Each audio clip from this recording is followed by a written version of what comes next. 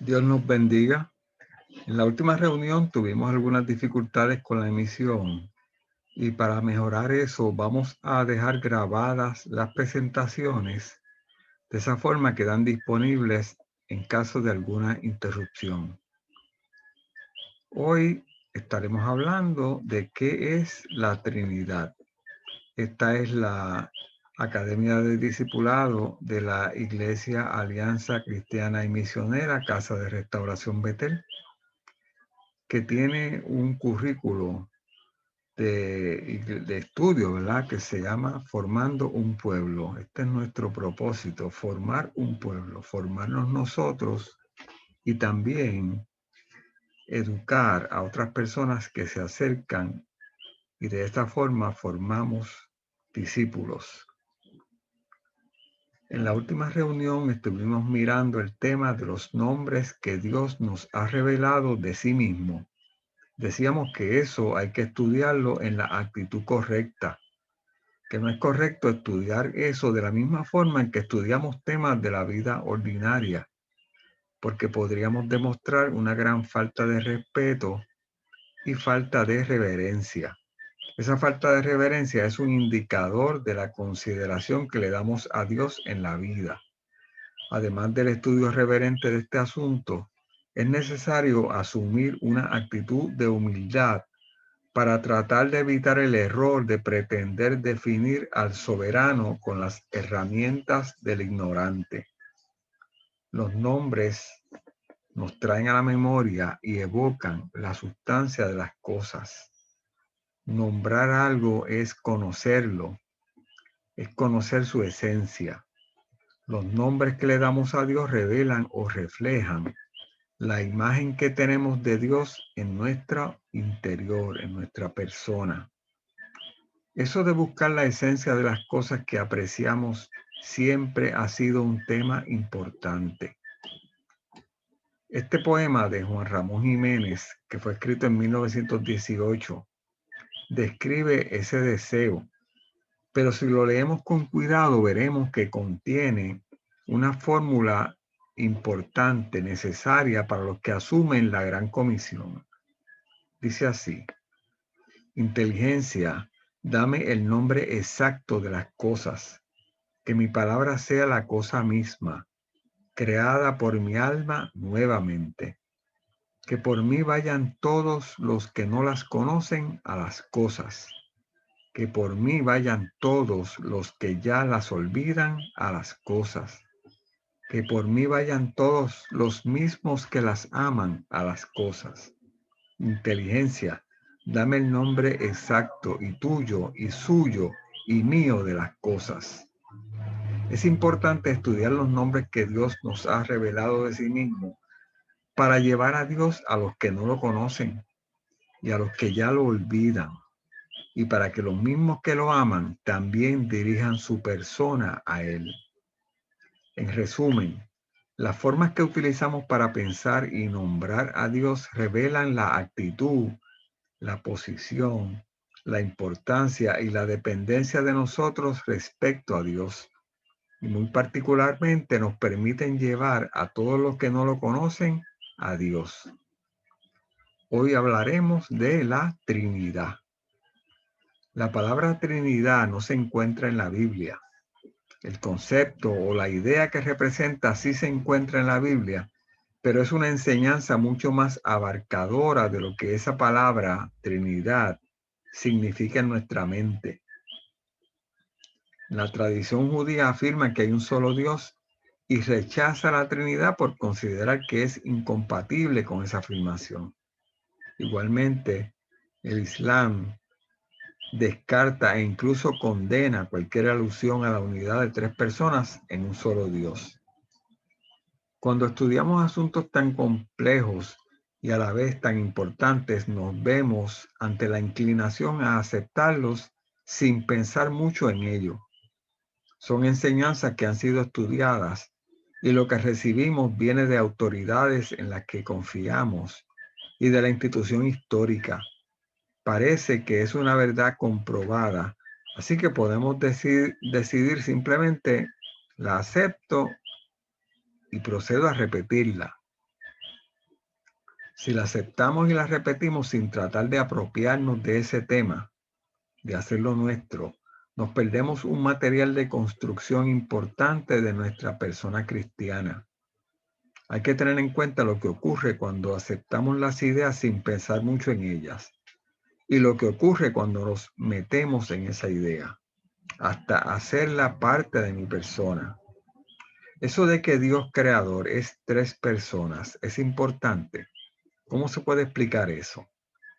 Creemos que es un tema difícil y que por eso debemos ignorarlo. Las personas que estudiaron ese asunto obtuvieron crecimiento espiritual de esa búsqueda. Las personas que estudiaron ese asunto eran diferentes de nosotros. ¿En qué sentido eran diferentes? Esas personas tenían todas las destrezas y conocimientos necesarios al principio de su búsqueda. Los irían creando, fueron adquiriendo destrezas y capacidades como producto de esa búsqueda, como producto de ese proceso. Creemos que las personas que estudiaron ese asunto servían a un Dios diferente al que servimos nosotros. Contaron con la ayuda del Espíritu Santo igual que nosotros. Creemos que si nos proponemos estudiar más de temas como los nombres de Dios o la Trinidad, recibiremos bendición y beneficio. Los temas profundos o complejos han sido dejados a los teólogos. La tradición ha sido representada en estas 3 afirmaciones. Voy a leer las primeras 2. ¿Cuál de ellas nos hace más sentido? La primera dice: estas son las doctrinas, debes creer en ellas. La segunda dice: estas son las doctrinas, cree en ellas aunque parezcan imposibles de comprender. Hay una tercera afirmación que puede ser más constructiva y más edificante y representa una mayor confianza en la ayuda del Espíritu Santo y su iluminación. Esa tercera afirmación dice así: estos son asuntos importantes que debemos enfrentar para que seamos felices eternamente. ¿Cómo los podremos conocer mejor? ¿Cuál de esas 3 afirmaciones representa una actitud más apropiada de un hijo respecto a los asuntos de su padre? La tercera afirmación produce muchos beneficios para edificar una personalidad cristiana. Todo lo que se necesita para la edificación es provisto por Dios si estamos dispuestos. Con esa disposición a estar en los negocios de mi Padre, vamos a mirar el tema de la Trinidad desde nuestra realidad.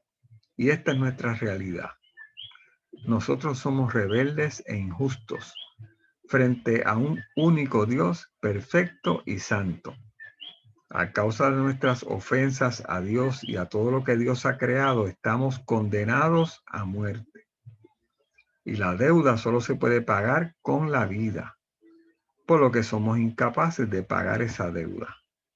Y la pregunta entonces es: ¿cómo podría Dios santo, perfecto, ¿verdad?, rescatar a una persona como yo? ¿Cómo explicar a Jesucristo, hombre, que dijo que era Dios? ¿Y cómo explicar al Espíritu Santo, que igualmente es como Dios? Para explicarnos eso y también sostener que hay un solo Dios, podríamos decir que Jesús no es Dios. Históricamente encontramos muchos grupos que dijeron que Jesús no era Dios. De hecho, los judíos fueron ofendidos porque Jesús decía que era Dios, hacía cosas que Dios solamente podía hacer. Y esa ofensa los llevó a juzgarlo y a llevarlo a la muerte. Si nosotros negamos que Jesús es Dios, entonces eso no nos permite explicar la redención. O se podría decir que el Espíritu Santo no es Dios, pero en ese caso no podríamos recibir la obra del Espíritu Santo en nuestra vida y en el mundo.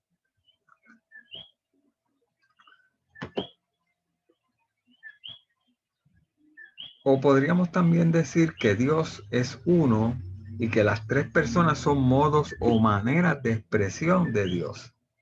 pero que no son personas. Eso nuevamente representa un problema porque no podemos explicar la expiación, el pago justo de nuestra deuda no puede ser explicado. No podríamos explicar la justificación. No podemos entender la redención y no podríamos entender la obra del Espíritu Santo en la vida y en el mundo. No podríamos, no habría manera de concebir eso, ¿verdad? Al pensar en la Trinidad puedo comprender la encarnación de Dios en Jesús, la expiación de mis pecados por medio de su muerte, que produce mi redención. Y puedo comprender el significado de la Eucaristía y la conmemoración de ese sacrificio, también la integración a la familia divina en su Hijo, en Cristo, y en su iglesia, su cuerpo, y el acto de contrición que me reintegra a esa condición cada vez que me arrepiento y que pido perdón. Esos conceptos tienen que ver con la Trinidad y requieren mantener dos extremos de una realidad. Dios es uno y las tres personas de la Trinidad son Dios. La palabra Trinidad entonces comienza a sugerirnos la palabra triunidad. 3, 1. Vamos a ver unas pruebas de la unidad. En Deuteronomio 6:4 dice: escucha Israel, el Señor nuestro Dios es el único Señor. Ama al Señor tu Dios con todo tu corazón y con toda tu alma y con todas tus fuerzas. Vamos a ver otros versos que hablan sobre la unidad. Dicen en Isaías 45:14, así dice el Señor: los productos de Egipto y la mercancía de Cus pasarán a ser de tu propiedad. Los sabeos, hombres de elevada estatura, marcharán detrás de ti en cadenas. Se inclinarán en tu presencia y suplicantes te dirán: hay un solo Dios, no hay ningún otro, y ese Dios está contigo. Uno, Dios es uno. Encontramos múltiples referencias que establecen que hay un solo Dios en la Biblia, ¿verdad? Y esas referencias explican la importancia de ese hecho, de que hay un solo Dios en muchos de los aspectos de la vida, prácticamente en todos los aspectos de la vida. La vida es diferente cuando entiendo que hay un solo Dios. Pero hay un asunto que es crítico para nosotros, y es que Dios es relacional. Si Dios fuera una multiplicidad, yo no me podría relacionar con Él. Yo me relaciono con una persona. Lo miro, Él me mira, le hablo, Él me habla, nos escuchamos. Pero eso no puede ocurrir con un ente que no sea una persona, que no es persona, que no es uno. Así que la unidad, el hecho de que Dios es uno, nos caracteriza a nosotros, los cristianos, nuestra afirmación. El cristianismo afirma eso y en eso es diferente. Y dependemos de esa unidad y de esa característica de ser relacional que tiene Dios. Encontramos también pruebas de la Trinidad. Hay referencias a esa existencia de tres personas, pero antes de verla, vamos a hacer una aclaración. Lo vamos a hacer brevemente, pero es importante porque es necesario que entendamos que se necesita la iluminación del Espíritu Santo para comprender la Trinidad. Yo no puedo depender de un verso directamente en la Biblia que lo afirme. Eso no encontramos en la Biblia ese verso que afirme directamente la Trinidad. Hay un verso que lo encontramos en las versiones comunes de la Biblia. En Primera de Juan 5, en los versos 7 y 8. Eso ha sido tan estudiado y ha sido denominado en latín la coma Joannium o la coma joánica, la coma de Juan. También es conocido como la coma joanina, el paréntesis joánico, la cláusula joánica o el apócrifo joánico. apócrifo nos sugiere que es un elemento de la Biblia que ha sido añadido y que no forma parte de la inspiración de Dios. Esa es la forma en que se identifica a este verso que se encuentra en Primera de Juan 5, versículo 7 y versículo 8 inclusive. Pero ese verso fue incorporado posteriormente al siglo IV y luego fue agregado al texto de la epístola en la Vulgata Latina, que fue esa Biblia de difusión amplia en el mundo que se escribió, que se pudo publicar y para una difusión amplia por todo el mundo cuando ya teníamos los medios para hacerlo. Ese verso dice así. El texto original, si usted busca la Biblia de Jerusalén, está accesible por ahí una Biblia de una versión muy antigua. Y el verso 7 dice, pues 3 son los que dan testimonio, el espíritu, el agua y la sangre. Y los 3 convienen en lo mismo. Un ejemplo del texto incorporado lo encontramos en una versión muy común para nosotros, la versión Reina Valera. Desde la antigua, por ejemplo, Reina Valera antigua dice en el versículo 6, para hacer el contexto, ¿verdad? Este es Jesucristo que vino por agua y sangre, no por agua solamente, sino por agua y sangre. Y el Espíritu es el que da testimonio, porque el Espíritu es la verdad. Y el versículo 7 dice, porque 3 son los que dan testimonio en el cielo, el Padre, el Verbo y el Espíritu Santo. Y estos 3 son uno. Y 3 son los que dan testimonio en la tierra, el Espíritu y el agua y la sangre. Y estos 3 concuerdan en uno. Fíjense en que el versículo 7 de la Biblia de Jerusalén coincide con el versículo 8 de la Reina Valera, pero en el versículo 7 de esa última versión que les digo, dice, porque 3 son los que dan testimonio en el cielo, el Padre, el Verbo y el Espíritu Santo, y estos 3 son uno. Esa afirmación clara de la Trinidad no forma parte de la versión original de la Biblia. Fue utilizada ampliamente cuando se trató de difundir el concepto de la Trinidad y está relacionado a una actitud que asumió la institución eclesiástica cuando asumía que las personas no podrían tener la capacidad de meterse en estos asuntos y comprenderlos. La realidad es que nosotros no dependemos de nuestra propia capacidad, sino la del Espíritu Santo, y que todos tenemos la capacidad en el Espíritu de enfrentarnos a estos temas. Las versiones modernas vuelven a la versión original. Fíjense que en la nueva versión internacional, el versículo 6 dice, este es el que vino mediante agua y sangre, Jesucristo. No solo mediante agua, sino mediante agua y sangre. El Espíritu es quien da testimonio de esto, porque el Espíritu es la verdad. 3 son los que dan testimonio y los 3 están de acuerdo, el Espíritu, el agua y la sangre.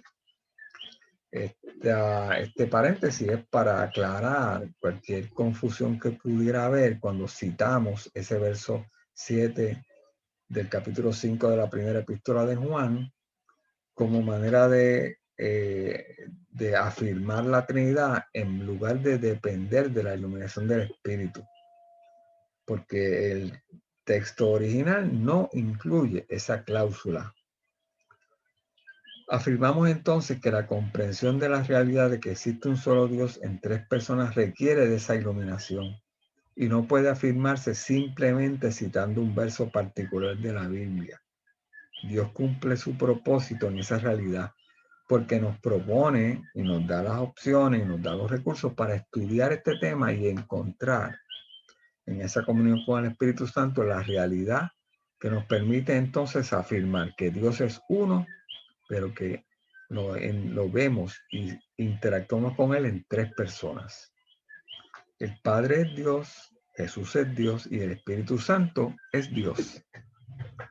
El Padre es Dios. Vamos a ver algunos versos que lo afirman. Por ejemplo, en Juan 6:27, en el Evangelio, dice, trabajad no por la comida que perece, mas por la comida que a vida eterna permanece, la cual el Hijo del Hombre os dará.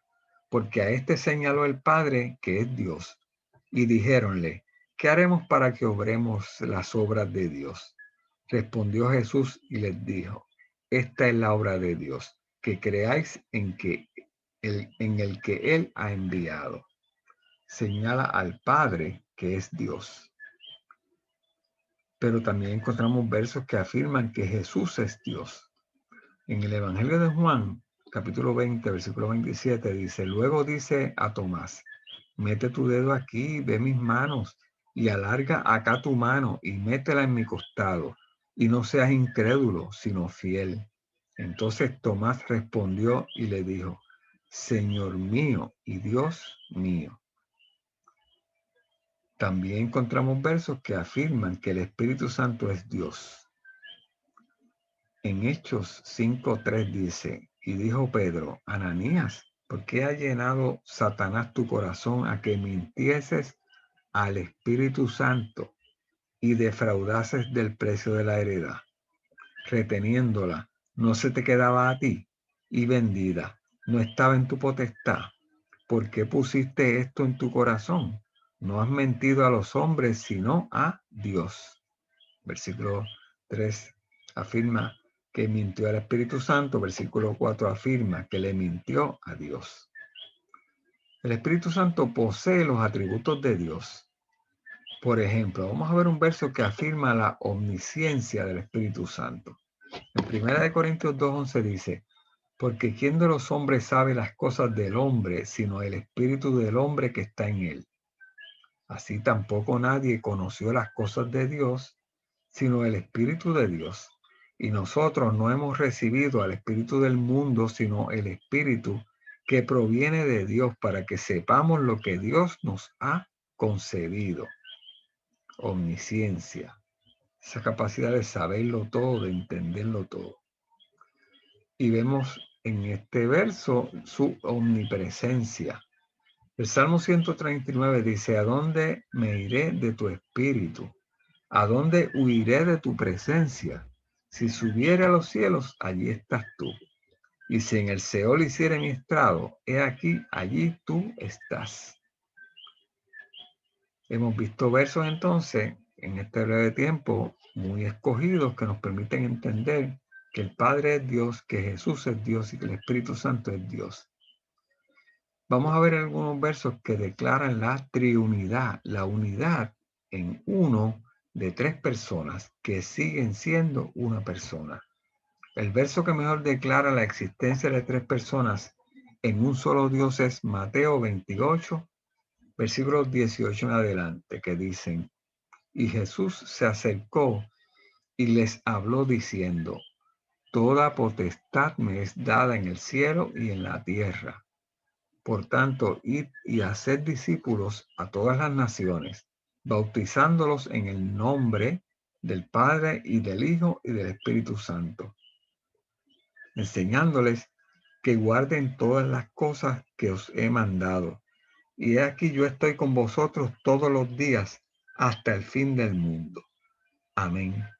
Ese versículo 19 es particularmente importante para nosotros porque afirma que debemos ir y hacer discípulos a todas las naciones, bautizándolos en un nombre, en el nombre del Padre, en el nombre del Hijo y el nombre del Espíritu Santo. Un nombre, la singularidad de ese nombre establece la unidad, la unicidad, el hecho de que Dios es uno y que nos relacionamos con Él en tres personas. La obra de redención de los seres humanos rebeldes es un plan perfecto, efectuado por un Dios santo, que es amor. La perfección de ese plan que armoniza la santidad, la justicia, la misericordia y el amor, requirió que el Dios único, que es relacional, exista en tres personas. Esa Trinidad nos ha sido revelada. Y cuando nos disponemos a apreciar esa realidad, crecemos en nuestra espiritualidad y nos acercamos a Dios. Nuestro agradecimiento aumenta, según aumenta nuestro interés en las cosas de nuestro Padre. Esa es la invitación, a estudiar con diligencia para acercarnos a Él. Les agradecemos su presencia en este momento. No puedo ver físicamente a todos los que nos reunimos tradicionalmente durante tantos años en la escuela dominical, ahora Academia de Discipulado, pero les pienso y les pienso por nombre y les pienso por su identidad, por su personalidad.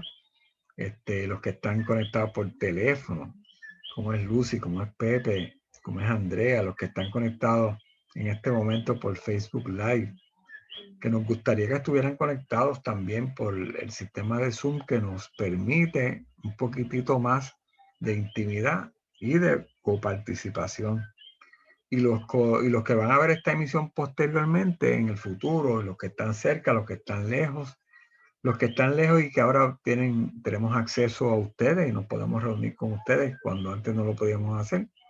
Le agradecemos eso a Dios y afirmamos que pronto estaremos en condiciones de volver a estar más cerca físicamente, porque hemos estado cerca en el cuerpo de Cristo durante toda esta prueba tan difícil. Que Dios nos bendiga.